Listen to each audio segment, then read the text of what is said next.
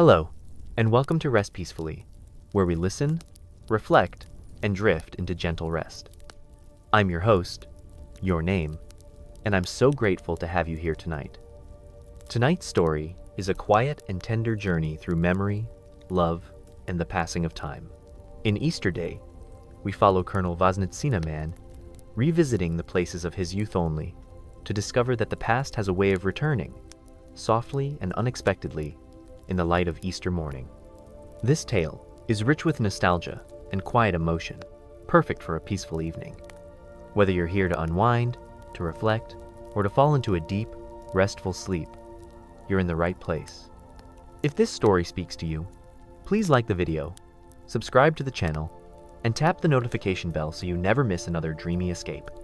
Now, get comfortable, let the outside world fade away, and allow your mind to gently wander through this moving story of love, memory, and quiet rebirth. Let's begin. Easter Day. On his way from Petersburg to the Crimea, Colonel Voznitsin purposely broke his journey at Moscow, where his childhood and youth had been spent, and stayed there 2 days. It is said that some animals, when they feel that they are about to die, go round to all their favorite and familiar haunts, taking leave of them, as it were. Voznitsin was not threatened by the near approach of death. At 40 years of age, he was still strong and well-preserved. But in his tastes and feelings, and in his relations with the world, he had reached the point from which life slips almost imperceptibly into old age. He had begun to narrow the circle of his enjoyments and pleasures. A habit of retrospection and of skeptical suspicion was manifest in his behavior.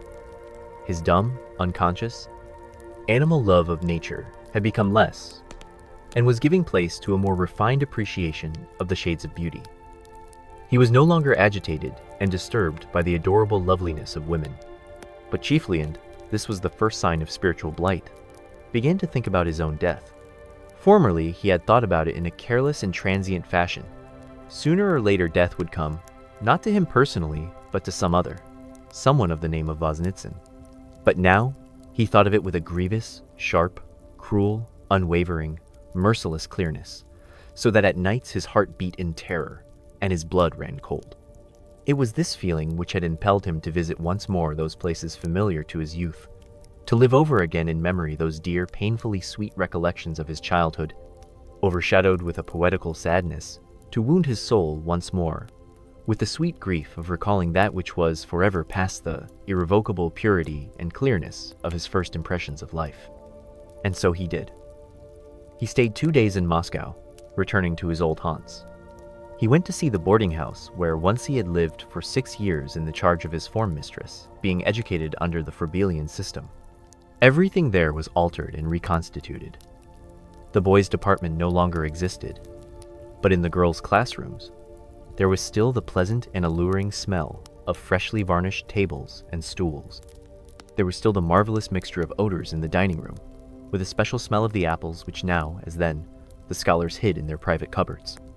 He visited his old military school and went into the private chapel where as a cadet he used to serve at the altar, swinging the censer and coming out in his surplice with a candle at the reading of the gospel, but also stealing the wax candle ends, drinking the wine after communion, and sometimes making grimaces at the funny deacon and sending him into fits of laughter, so that once he was solemnly sent away from the altar by the priest, a magnificent and plump graybeard, strikingly like the picture of the god of Sabaoth behind the altar. He went along all the old streets, and purposely lingered in front of the houses where first of all had come to him the naive and childish languishments of love. He went into the courtyards and up the staircases, hardly recognizing any of them. So much alteration and rebuilding had taken place in the quarter of a century of his absence, and he noticed with irritation and surprise that his staled and life-wearied soul remained cold and unmoved, and did not reflect in itself the old familiar grief for the past. That gentle grief, so bright, so calm, reflective, and submissive. Yes, yes, yes, it's old age, he repeated to himself, nodding his head sadly. Old age, old age, old age. It can't be helped. After he left Moscow, he was kept in Kiev for a whole day on business, and only arrived at Odessa at the beginning of Holy Week. But it had been bad weather for some days, and Voznitsin, who was a very bad sailor, could not make up his mind to embark. It was only on the morning of Easter Eve that the weather became fine and the sea calm. At 6 o'clock in the evening, the steamer Grand Duke Alexis left the harbor. Voznitsin had no one to see him off, for which he was thankful. He had no patience with the somewhat hypocritical and always difficult comedy of farewell, when God knows why one stands a full half hour at the side of the boat and looks down upon the people standing on the pier, smiling constrained smiles, throwing kisses, calling out from time to time in a theatrical tone foolish and meaningless phrases for the benefit of the bystanders, till at last, with a sigh of relief, one feels the steamer begin slowly and heavily to move away. There were very few passengers on board, and the majority of them were third-class people. In the first class, there were only 2 others besides himself, a lady and her daughter, as the steward informed him. "That's good," thought he to himself. Everything promised a smooth and easy voyage. His cabin was excellent, large and well lighted, with 2 divans and no upper berths at all. The sea, though gently tossing, grew gradually calmer, and the ship did not roll. At sunset, however, there was a fresh breeze on deck. Voznitsin slept that night with open windows, and more soundly than he had slept for many months, perhaps for a year past. When the boat arrived at Eupatoria, he was awakened by the noise of the cranes, and by the running of the sailors on the deck. He got up, dressed quickly, ordered a glass of tea, and went above. The steamer was at anchor in a half-transparent mist of a milky rose tint, pierced by the golden rays of the rising sun. Scarcely noticeable in the distance, the flat shore lay glimmering. The sea was gently lapping the steamer's sides. There was a marvelous odor of fish, pitch, and seaweed. From a barge alongside they were lading packages and bales. The captain's directions rang out clearly in the pure air of morning. "Mina, vera, vera, pomalu, stop!" When the barge had gone off, and the steamer began to move again, Voznitsin went down into the dining saloon. A strange sight met his gaze. The tables were placed flat against the walls of the long room, and were decorated with gay flowers and covered with Easter fare. There were lambs roasted whole, and turkeys, with their long necks supported by unseen rods and wire, raised their foolish heads on high. Their thin necks were bent in the form of an interrogation mark, and they trembled and shook with every movement of the steamer. They might have been strange antediluvian beasts, like the brontosauri or ichthyori one sees in pictures. Lying there, upon the large dishes, their legs bent under them, their heads on their twisted necks looking around with a comical and cautious wariness. The clear sunlight streamed through the portholes and made golden circles of light on the tablecloths, transforming the colors of the Easter eggs into purple and sapphire, and making the flowers hyacinths, pansies, tulips, violets, wallflowers, forget-me-nots glow with living fire. The other first-class passenger also came down for tea. Voznitsin threw a passing glance at her. She was neither young nor beautiful, but she had a tall, well-preserved, rather stout figure, and was well and simply dressed in an ample, light-colored cloak with silk collar and cuffs. Her head was covered with a light blue, semi-transparent gauze scarf. She drank her tea and read a book at the same time, a French book Voznitsin judged by its small, compact shape and pale yellow cover. There was something strangely and remotely familiar about her, not so much in her face as in the turn of her neck and the lift of her eyebrows when she cast an answering glance at him. But this unconscious impression was soon dispersed and forgotten. The heat of the saloon soon sent the passengers on deck, and they sat down on the seats on the sheltered side of the boat. The lady continued to read, though she often let her book fall onto her knee, while she gazed upon the sea, on the dolphins sporting there, on the distant cliffs of the shore, purple in color or covered with a scant verdure. Voznitsin began to pace up and down the deck, turning when he reached the cabin. Once, as he passed the lady, she looked up at him attentively with a kind of questioning curiosity, and once more it seemed to him that he had met her before somewhere. Little by little this insistent feeling began to disquiet him, and he felt that the lady was experiencing the same feelings, but try as he would, he could not remember meeting her before. Suddenly, passing her for the 20th time, he almost involuntarily stopped in front of her, saluted in military fashion, and lightly clicking his spurs together said, "Pardon my boldness, but I can't get rid of a feeling that I know you, or rather that long ago I used to know you." She was quite a plain woman, of blonde, almost red coloring, gray hair, though this was only noticeable at a near view, owing to its original light color pale eyelashes over blue eyes, and a faded freckled face. Her mouth only seemed fresh, being full and rosy, with beautifully curved lips. "And I also," said she, "just fancy, I've been sitting here and wondering where we could have met. My name is Levovados that remind you of anything?" "I'm sorry to say it doesn't," answered he, "but my name is Voznitsin." The lady's eyes gleamed suddenly with a gay and familiar smile, and Voznitsin saw that she knew him at once. "Voznitsin!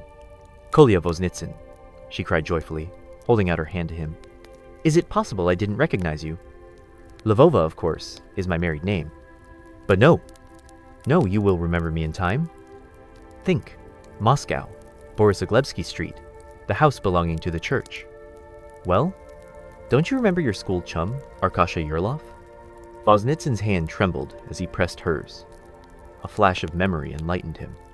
"Well, I never. It can't be Lenotchka?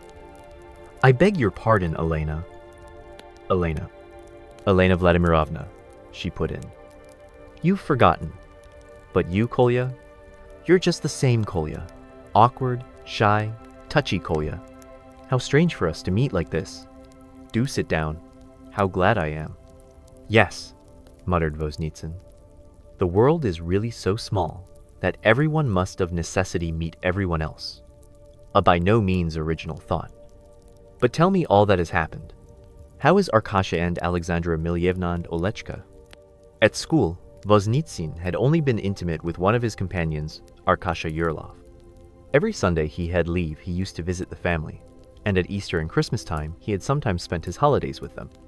Before the time came for them to go to college, Arkasha had fallen ill and had been ordered away into the country, and from that time Voznitsin had lost sight of him. Many years ago he had heard by chance that Lenotchka had been betrothed to an officer having the unusual surname of Jenishek, who had done a thing at once foolish and unexpected shot himself. "Arkasha died at our country house in 1890, answered the lady, "of cancer, and mother only lived a year after. Olechka took her medical degree and is now a doctor in the Serdobsky district. Before that, she was assistant in our village of Jemekino. She has never wished to marry, though she's had many good offers. I've been married 20 years, said she, a gleam of a smile on her compressed lips. I'm quite an old woman. My husband has an estate in the country and is a member of the provincial council. He hasn't received many honors, but he's an honest fellow, and a good husband is not a drunkard.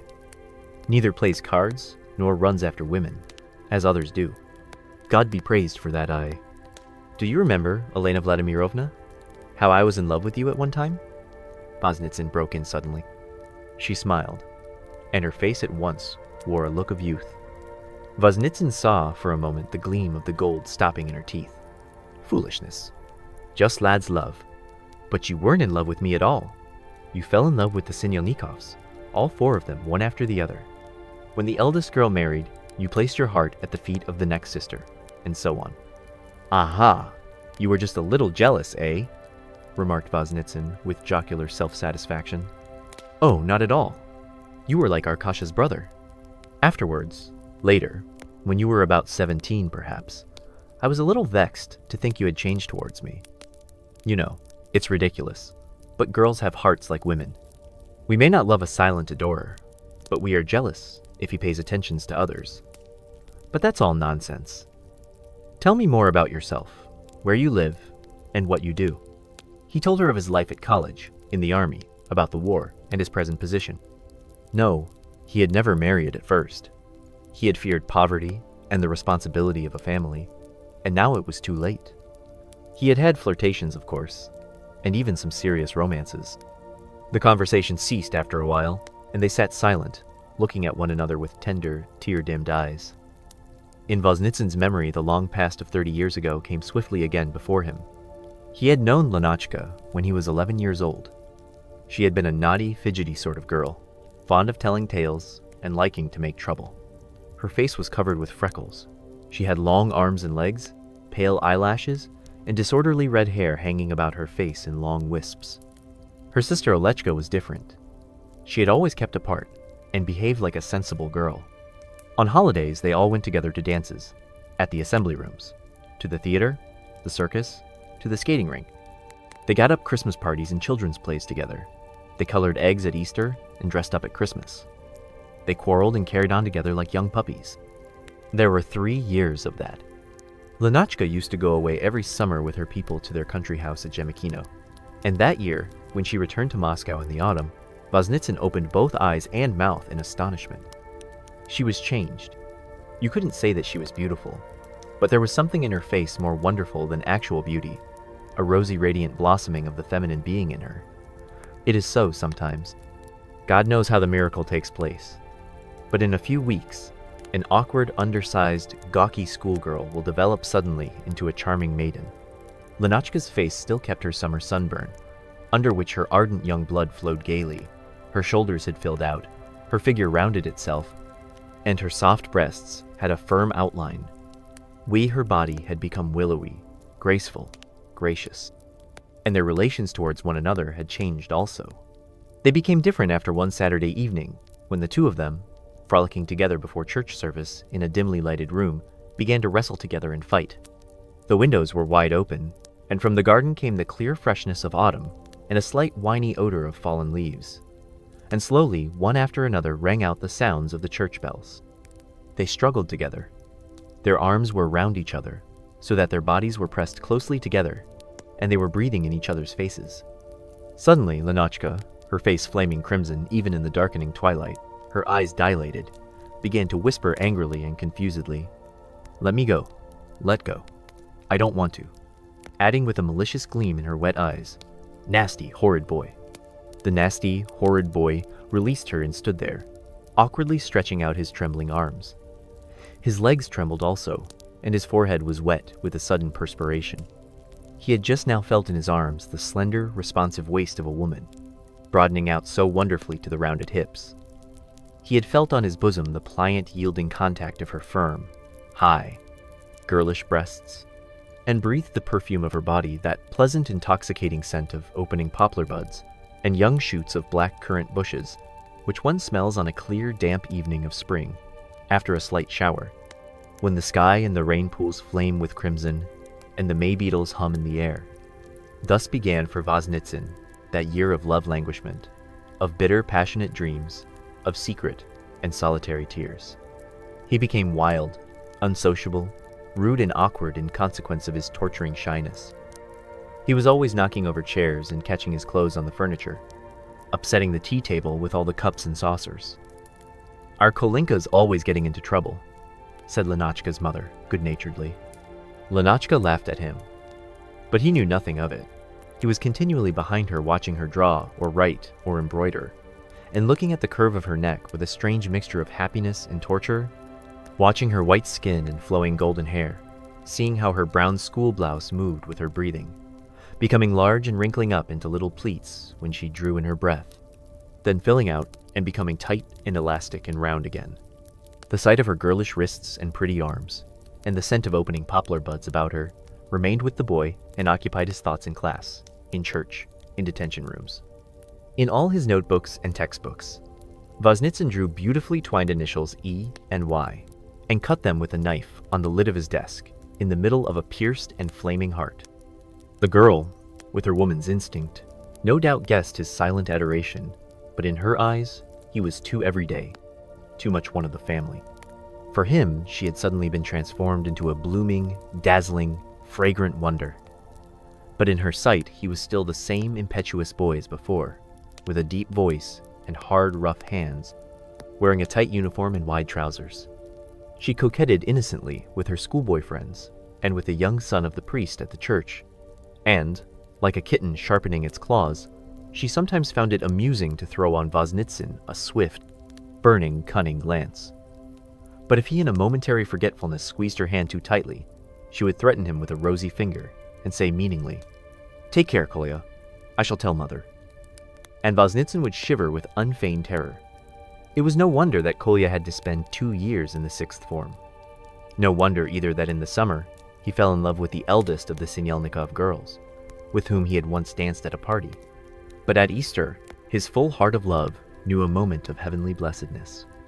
On Easter Eve, he went with the Yurlovs to Borysaglebsky Church, where Alexandra Milyevna had an honored place, with her own kneeling mat and soft folding chair. And somehow or other he contrived to come home alone with Lenochka. The mother and Olechka stayed for the consecration of the Easter cakes, and Lenochka, Arkasha, and Kolya came out of church together. But Arkasha diplomatically vanished. He disappeared, as suddenly as if the earth had opened and swallowed him up. The two young people found themselves alone. They went arm in arm through the crowd, their young legs moving easily and swiftly. Both were overcome by the beauty of the night, the joyous hymns, the multitude of lights, the Easter kisses, the smiles and greetings in the church. Outside, there was a cheerful crowd of people. The dark and tender sky was full of brightly twinkling stars. The scent of moist young leaves was wafted from gardens, and they, too, were unexpectedly so near to one another. They seemed lost together in the crowd, and they were out at an unusually late hour. Pretending to himself that it was by accident, Voznitsin pressed Lenochka's elbow to his side, and she answered with a barely noticeable movement in return. He repeated the secret caress, and she again responded.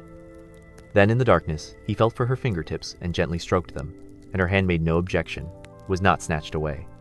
And so they came to the gate of the church house. Arkasha had left the little gate open for them. Narrow wooden planks placed over the mud led up to the house between two rows of spreading old lime trees. When the gate closed after them, Voznitsin caught Lenochka's hand and began to kiss her fingers, so warm, so soft, so full of life. Lenochka, I love you. I love you. He put his arms around her and kissed her in the darkness, somewhere just below her ear. His hat fell off onto the ground, but he did not stop to pick it up.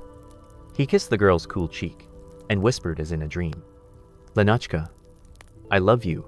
I love you. No, no, said she in a whisper, and hearing the whisper, he sought her lips. No, no, let me go, let me. Dear lips of hers, half childish, simple, innocent lips. When he kissed her, she made no opposition, yet she did not return his kisses.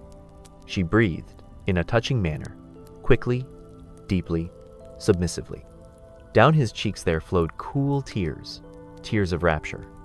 And when he drew his lips away from hers and looked up into the sky, the stars shining through the lime branches seemed to dance and come towards one another, to meet and swim together in silvery clusters, seen through his flowing tears. Lenochka, I love you. Let me go. Lenochka. But suddenly, she cried out angrily.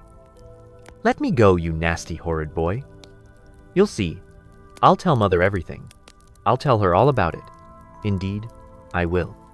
She didn't say anything to her mother, but after that night she never allowed Voznitsin to be alone with her.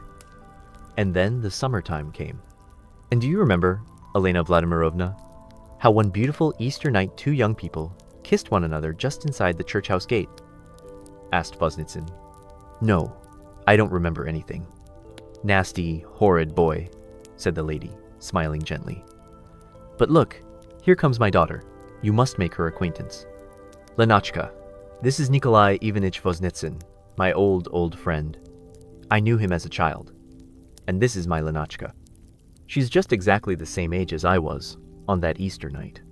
Big Lenochka and little Lenochka, said Voznitsin. No, old Lenochka and young Lenochka, she answered, simply and quietly. Lenochka was very much like her mother, but taller and more beautiful than she had been in her youth. Her hair was not red, but the color of a hazelnut with a brilliant luster. Her dark eyebrows were finely and clearly outlined, her mouth full and sensitive, fresh and beautiful. The young girl was interested in the floating lightships, and Voznitsin explained their construction and use. Then they talked about stationary lighthouses, the depth of the Black Sea, about divers, about collisions of steamers, and so on. Voznitsin could talk well, and the young girl listened to him with lightly parted lips, never taking her eyes from his face. And he, the longer he looked at her, the more his heart was overcome by a sweet and tender melancholy sympathy for himself, pleasure in her, in this new Lenochka, and a quiet thankfulness to the elder one. It was this very feeling for which he had thirsted in Moscow, but clearer, brighter, purified from all self-love. When the young girl went off to look at the Kherson monastery, he took the elder Lenotchka's hand and kissed it gently. "Life is wise, and we must submit to her laws," he said thoughtfully. "But life is beautiful too. It is an eternal rising from the dead. You and I will pass away and vanish out of sight. But from our bodies, from our thoughts and actions, from our minds, our inspiration, and our talents, there will arise, as from our ashes, a new Lenotchka and a new Kolyavosnitsin. All is connected, all linked together. I shall depart, and yet I shall also remain. But one must love life and follow her guidance. We are all alive together, the living and the dead." He bent down once more to kiss her hand, and she kissed him tenderly on his white-haired brow. They looked at one another, and their eyes were wet with tears. They smiled gently, sadly, tenderly.